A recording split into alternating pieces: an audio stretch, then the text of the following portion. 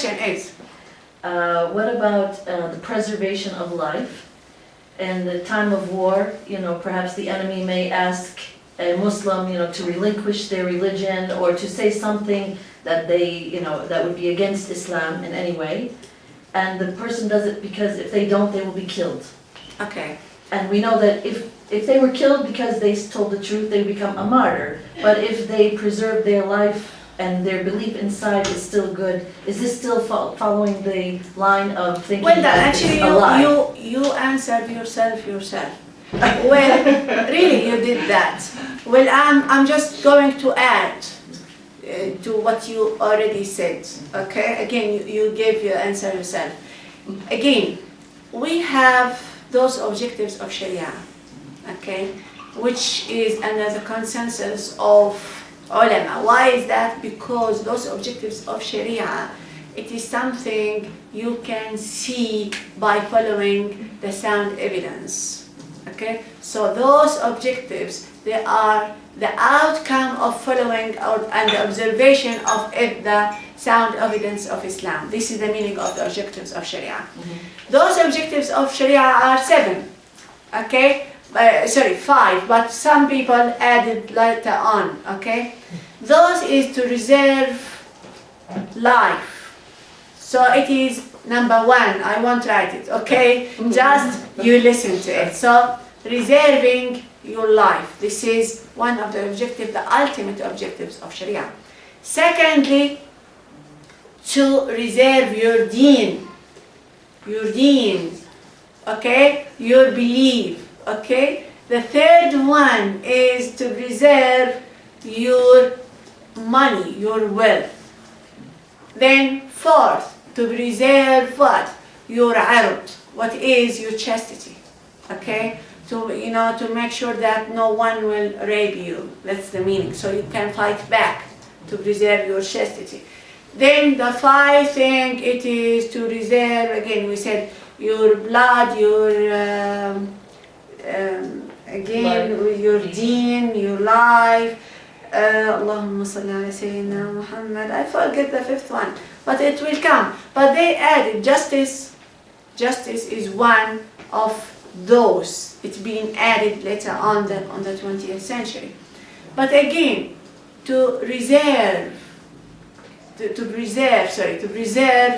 your blood, your life, it is number 1. Okay, so this will depend upon the situation. If you feel that your life is threatened, and I'm not saying you think, you feel that you are under threat, so there is no way to go out. You are, life threatening is there, so you'll be dead. If you say this word, you will be dead. I'll give you the example. We have the historical example. We have Ammar ibn Yasir, radiyallahu anhu, one of the companions. What happened to Ammar? He was young, okay?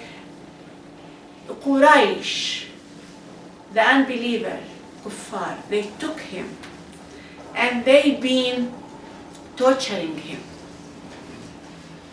He saw his mom killed and his father was killed in front of his eyes, both of them. So you can imagine the way he was feeling that moment, the pressure which was upon him that moment, okay? And he himself been torturing, okay? While torturing him, they kept saying to him, you renounce Islam, you say I don't follow Muhammad, you swear upon Muhammad, you say nasty word about Muhammad and peace be upon him and about Islam.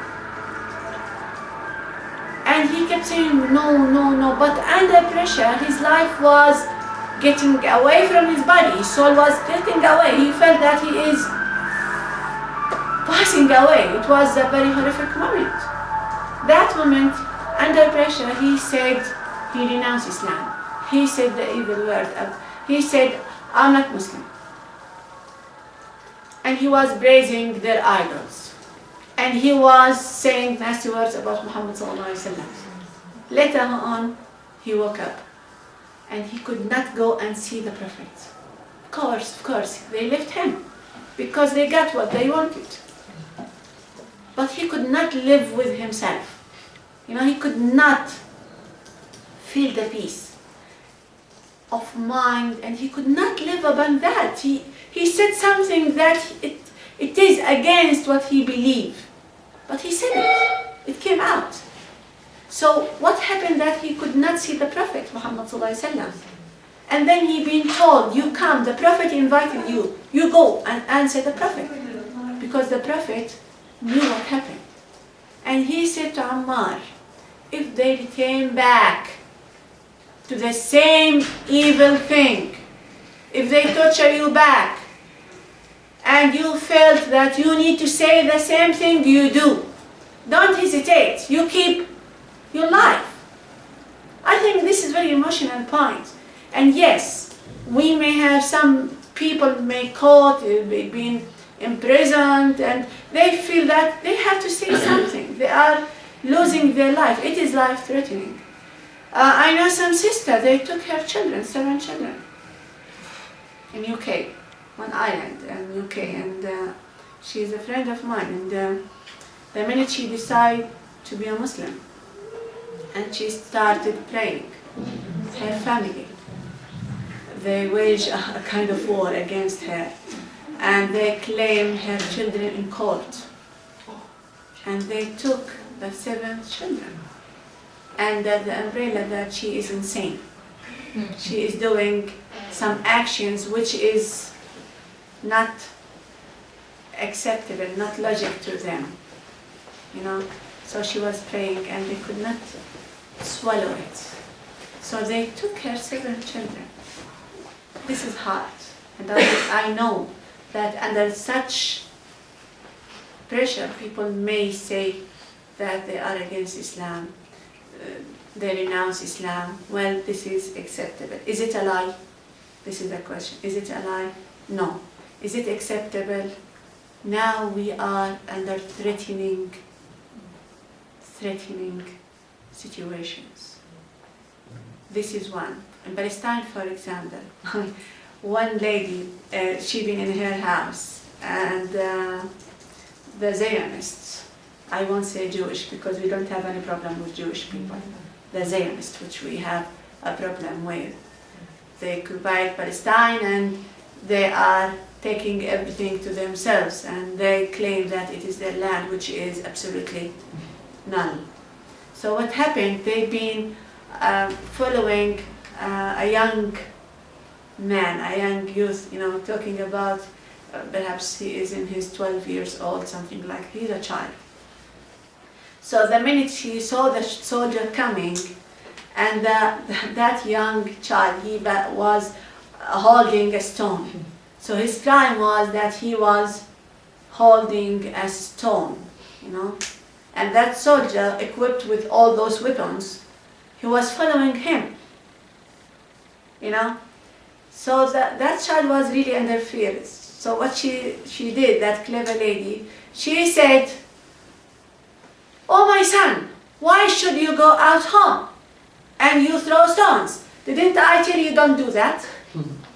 Well, it seems a lie. It is a lie. But the thing now, if she didn't say that, he is killed. Am I saying that under threatening life situation, and you can't do anything else. So this is the only way out. If you are there, and this is the only thing to save your skin, you do. But again, I remind you, you have to be biased. Don't say this to escape law. You steal and then you said, "I didn't steal."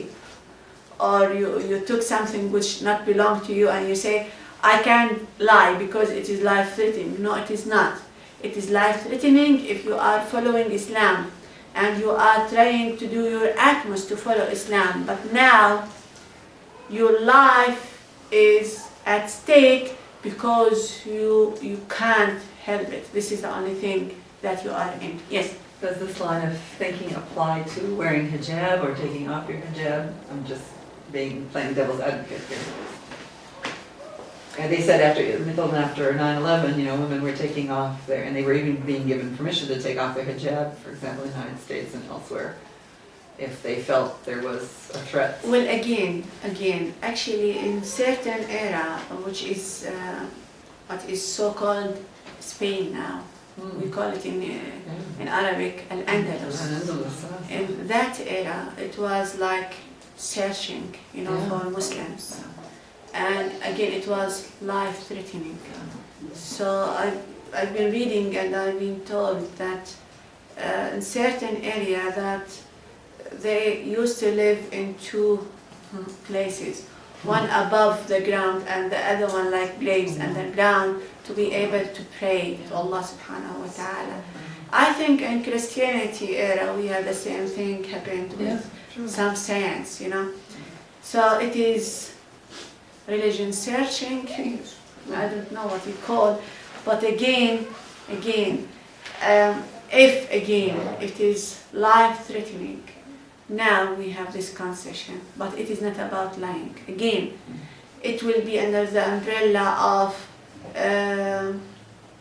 what you called already,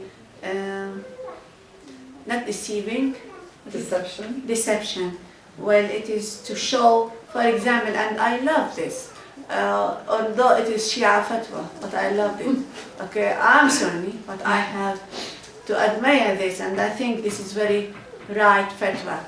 After September the 11th, it was a problem for some women to put their scarves on. So this Mufti, Shia Mufti, he said, why don't you put hats? The purpose is to cover your hair and your neck. And you have different styles, different hat styles, French ones, which can keep this. It is again, it is not a lie. It is, I think, it is the way to invest, to be able to benefit from what is there without irritating anyone. I think this is wisdom. This is hikmah, this is not a lie. This is wisdom. How is it? Well, again, the objective is to cover your hair and your neck. Okay, you do it with anything. You have a hat, some hats, and it is not religious. It is not religious signs, to say that I'm doing it against the law. So you save your Islam, and you don't need actually to go, okay, I'm wearing a scarf, look at me. Why should we challenge laws? As long as we can do it and keeps Allah's, rules without being in clash with what is laws there in that area. And I think this is wisdom, and we need wisdom in activating our Sharia understanding and rights in any community. Without challenging that community, we can do it.